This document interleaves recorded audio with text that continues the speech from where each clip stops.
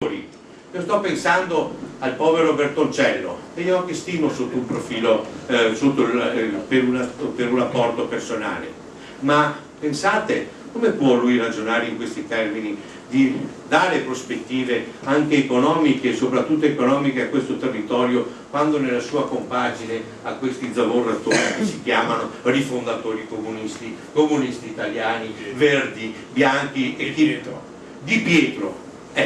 Come può pensare? Bertoncello sarà anche una brava persona, ma il giorno dopo si ritroverà peggio di prima, zavorrato, e farà sì che questo territorio non vada avanti, insegua lo sviluppo, ma sia zavorrato e ritorni indietro di 20 anni.